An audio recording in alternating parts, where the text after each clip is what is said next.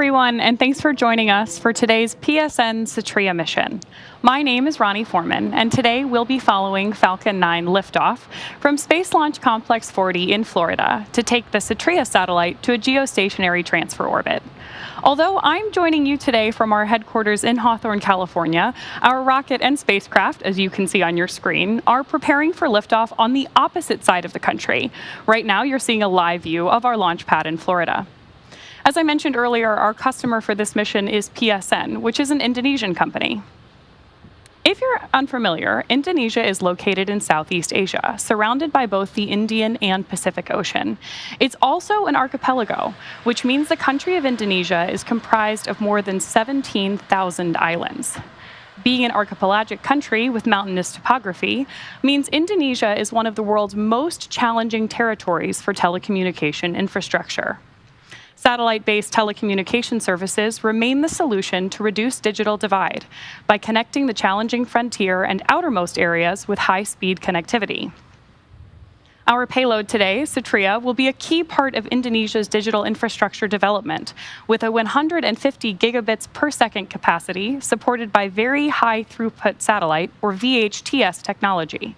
That will not only promote digital equality, but also economic growth as it becomes increasingly pivotal in a post-pandemic economic recovery.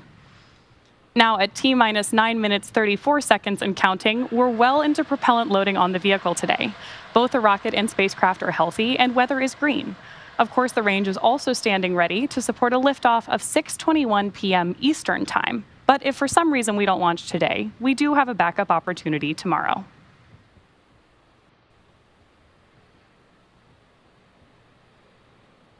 Hey everyone, Soumya Srivastava here, joining Ronnie to guide you through the PSN Satria mission today.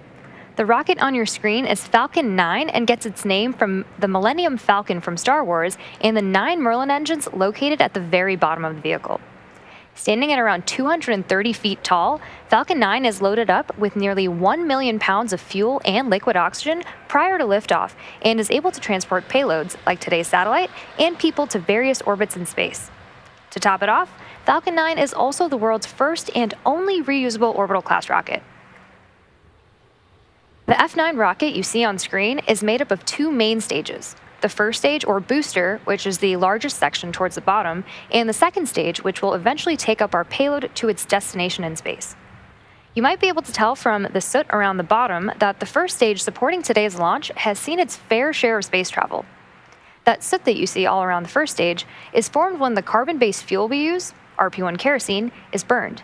And as the booster approaches the landing site during descent, it does a long re-entry burn to slow down prior to re-entering the atmosphere. And because the re-entry occurs engines first, the booster flies through its own plume, which then deposits the soot onto the rocket.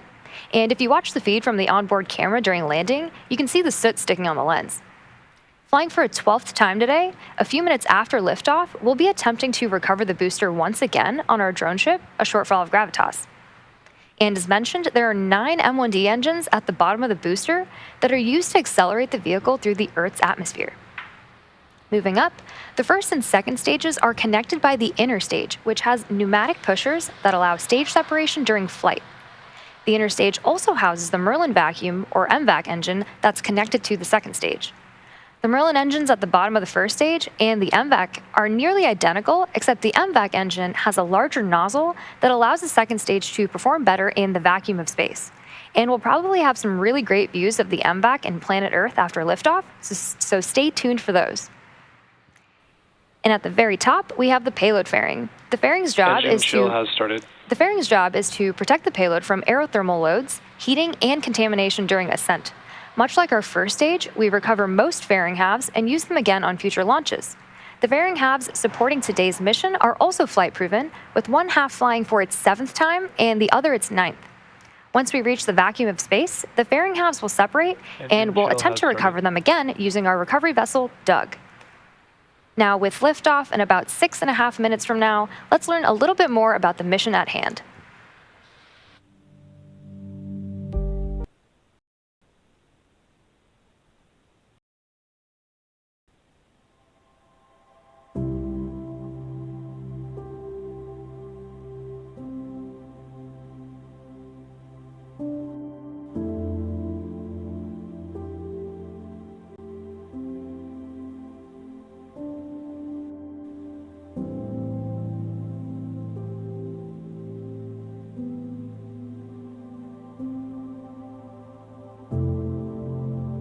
RP1 load is complete.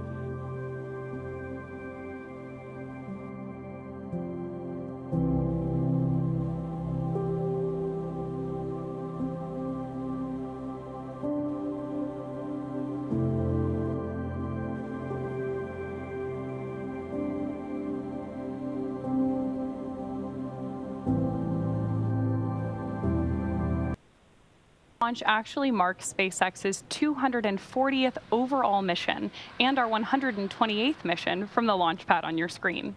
In fact, of the 40 launches we've had already this year, more than half took flight from Slick 40. Located at the north end of Cape Canaveral Space Force Station in Florida, Space Launch Complex 40 was leased to SpaceX in 2007 after supporting numerous Titan launches for the U.S. Air Force between 1965 and 2005. Since then, we've had a total of 193 launches from Florida's Space Coast, with about 65% of them, or 127 launches in total, lifting off from Launch Pad 40. Thanks for pressing for strongback retract.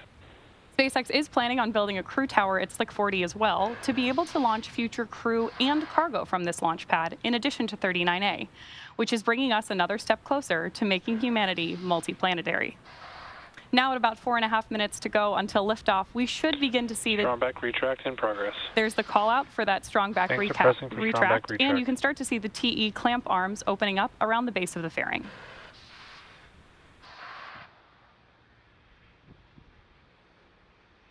You can now see those clamp arms opening up, and as Ronnie mentioned, once the clamp arms are fully opened, the TE, which is hinged, will retract away from the vehicle in preparation for launch. You'll also hear it referred to as the strongback over the nets. And at this point in the countdown, both the first and second stages are nearly fully loaded with 1 million pounds of kerosene fuel and liquid oxygen. Both the first stage and second stage should finish loading propellant about a minute apart from each other. The first stage finishes up at about T-minus 3 minutes, and the second stage at T-minus 2 minutes. You may have noticed the white clouds around the vehicle. Those clouds are actually vented chilled gas from above the LOX tank liquid surface that we vent overboard to maintain pressure in the tank as needed. And when that gas comes out into the Florida air, the humid air condenses into those clouds that you're seeing. And then at T-minus 60 seconds, Falcon 9 will be in startup. And that means that the rocket's autonomous internal flight computers will have taken over the launch countdown. And there was that call out there for stage 1 LOX load completion. And just inside of T-minus 2 seconds, we light the Merlin engines for liftoff. The PSN Satria payload continues to be healthy, and the Falcon 9 team is currently tracking no issues on the rocket.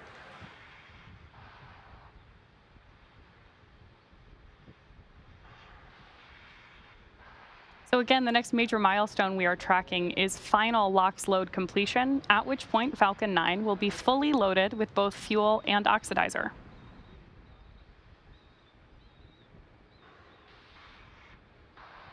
Picture perfect day on the coast of Florida, too.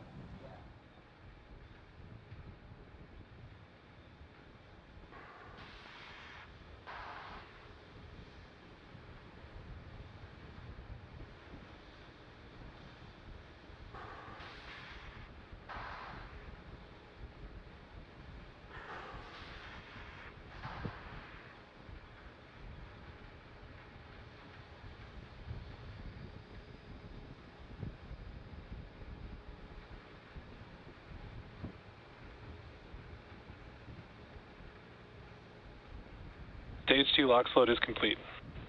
There's confirmation that we are fully loaded with fuel and oxidizer ahead of today's launch. And fun fact, at liftoff, Falcon 9 will be burning about 700 gallons of that fuel per second. Ground gas closeouts.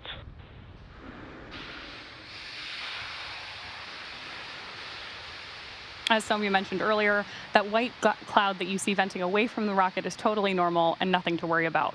The next call out we're listening for is also one she explained to you. That's going to be that Falcon 9 is in startup mode and that the internal flight computers have taken over the terminal count.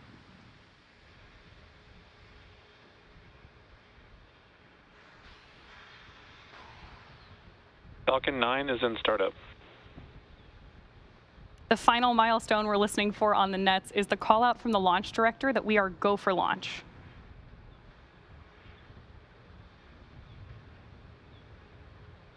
is LD on countdown. Go for launch.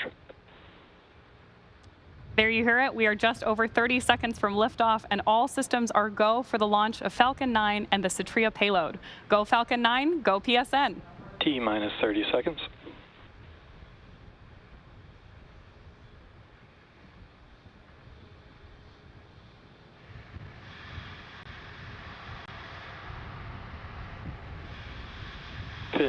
Seconds. T minus 10, 9, 8, 7, 6, 5, 4, 3, 2, 1. Ignition. And liftoff. Go Falcon, go PSN. Stage 1 propulsion is nominal. Vehicle is pitching downrange.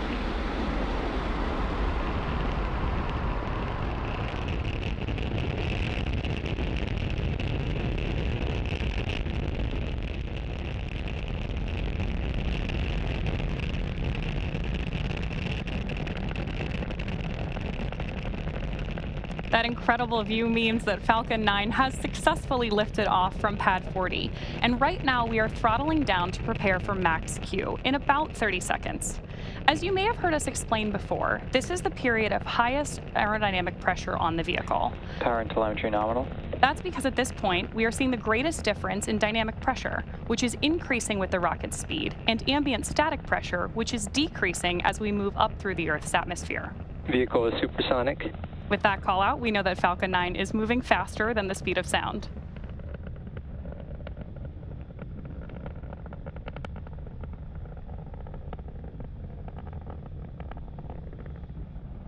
Max Q. With confirmation that we've passed through max Q, we have 3 events coming up in quick succession, starting with main engine cutoff, stage separation, SES-1, or second engine start 1. Main engine cutoff, or MECO for short, is where all 9 Merlin 1D engines will shut off to slow down the vehicle in preparation for the next event, stage separation, or stage step for short. That's where the first stage booster will separate from the second stage. Right after stage SEP, the first stage will start its journey back to Earth, targeting a landing on our drone ship, a shortfall of Gravitas, which is currently stationed in the Atlantic Ocean, about 680 kilometers downrange. Now, during that time, Stage 2 will continue on its journey to space with the third event, Second Engine Start 1, or SES-1 on the nets. And this is where the single MVAC engine will ignite to propel the second stage along with the PSN Satria payload to orbit. In addition to these 3 major events, the fairing halves will also separate less than a minute after SES-1, so keep an eye out for all of those coming up in about 10 seconds.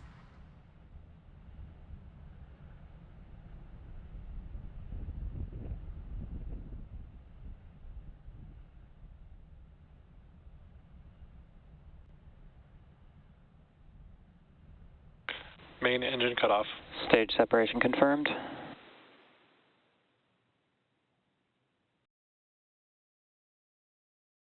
MVAC startup. So you heard the callouts there, and you can see on your screen in this great dual view that we have that the MVAC engine on our second stage has ignited. Now, this is the first of 2 second stage burns that we're tracking for this mission. And the first stage on the left-hand side of your screen is coming back to land on our drone ship, a shortfall of Gravitas. Now, we are also expecting fairing deployment. Both vehicles are on nominal trajectories. With that, we know that both vehicles are headed in the right direction. And as I was describing earlier, we are expecting fairing separation in just about 5 seconds.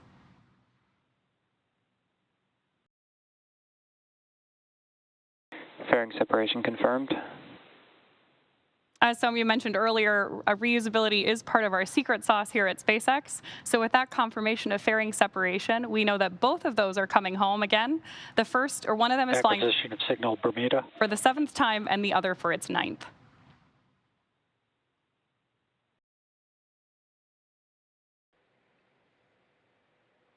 It's now T plus 3 minutes and 55 seconds into today's mission, and we have a great view of Stage 1 on the left and Stage 2 on the right. In order to complete today's landing, the first stage has 2 more burns left. Next up will be the entry burn, where 3 of the Merlin engines on the first stage will reignite, and this will help slow down the F9 first stage as it re-enters the upper part of the Earth's atmosphere. That entry burn should start in about 2-ish minutes from now and will last about 20 seconds.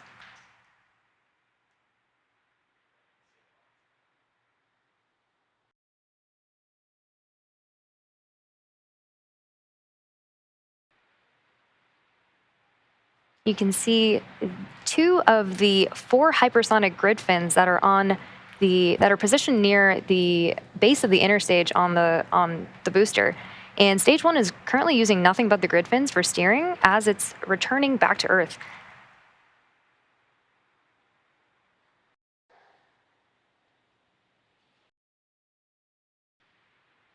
You can also see those little puffs of gas. Those are nitrogen gas bursts for attitude control, and they also help orient the rocket on its way back down.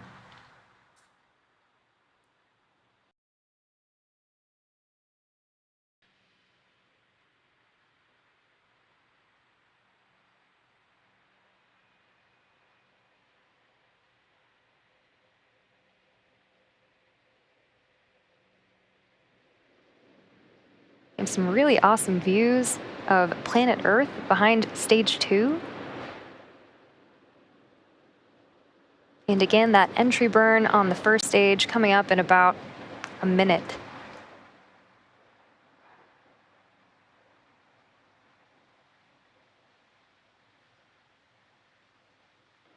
Both vehicles are on nominal trajectories.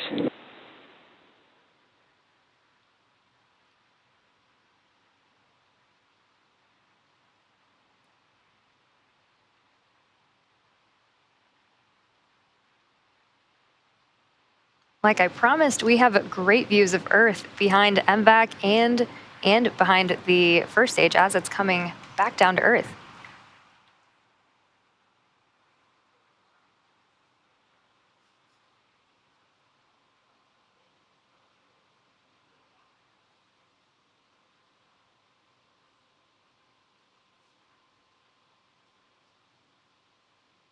Stage 1 entry burn startup. You can see that 3 of those engines have now relit engines 1, 5, and 9 for the entry burn. It's about 20 seconds for this burn.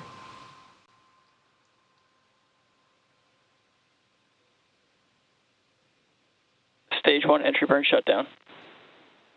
Now, with confirmation of entry burn shutdown, we have one last burn before the first stage attempts to land on our drone ship, and Stage 1 FTS has saved. And that is the landing burn. During the first stage landing burn, a single Merlin engine, E9, will relight and slow the vehicle down for its landing attempt on our drone ship, a shortfall of gravitas. As a reminder, the booster supporting today's mission has now flown for its 12th time, having previously supported CRS-22, Crew 3 and Crew 4, Turksat 5B, CRS-25, Eutelsat Hotbird 13G, O3B mPOWER, and 4 Starlink missions.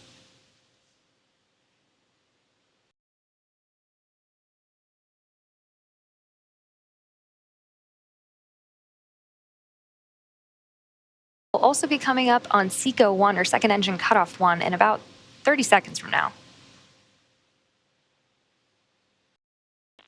Stage 1 transonic. Stage 2 FTS has saved. You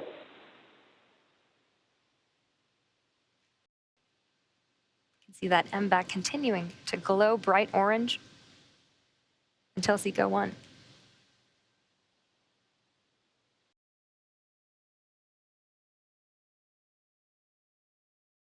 Nominal orbit insertion. MVAC shutdown. Great callouts for SECO-1 and nominal orbital Stage 1 landing insertion. burn.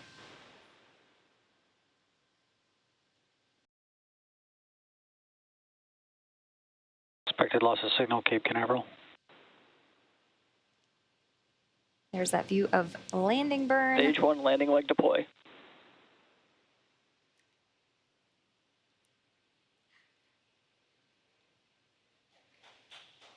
And a great view of landing.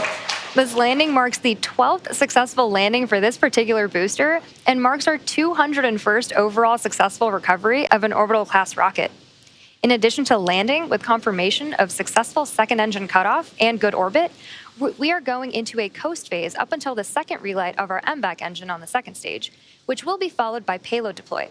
Till then, sit tight and we'll see you back here at the T plus 27 minute mark.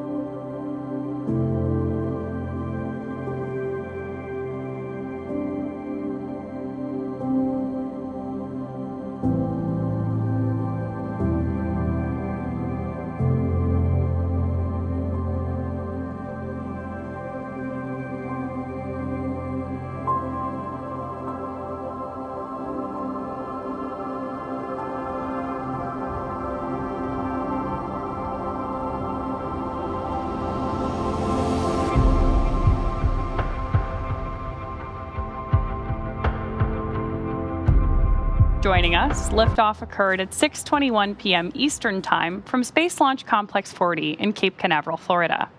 After liftoff, we also had successful main engine cutoff, stage separation, ignition and shutdown of the MVAC engine on the second stage, fairing separation, and a successful first stage landing. Coming up shortly, we'll have the second burn of our MVAC engine, which is what you can see on your screen now. This is on stage 2, and we'll do this burn prior to payload deployment, which basically means we will relight and then shut down the second stage engine another time. Now, we are expecting this burn to last just about a minute. Beautiful views from up in space there on your screen right now. And we're essentially using this to finalize the placement of stage 2 and the payload in our desired geostationary transfer orbit. That also means that this will be the last burn of stage 2 before we deploy the payload today. We're expecting about another 30 seconds on this engine burn.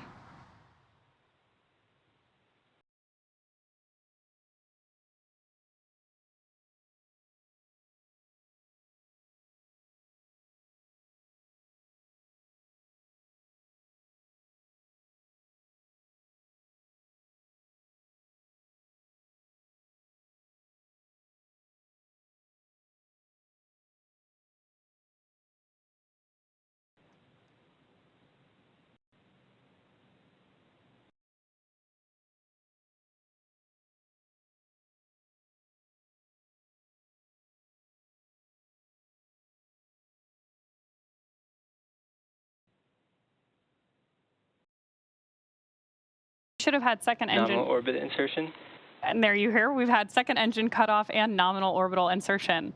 So with confirmation of both the second engine cutoff and start and cutoff, we will join you live to cover that payload deployment in about 6 minutes. So sit back, we'll see you in a few.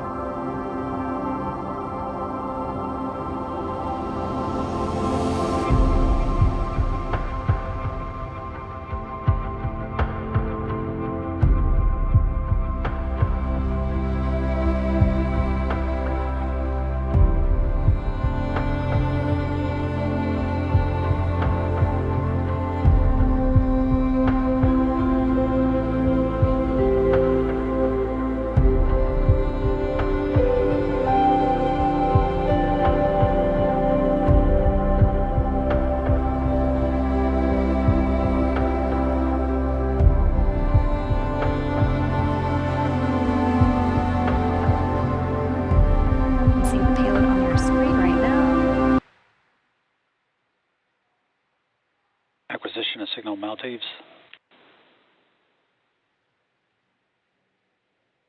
Payload separation confirmed.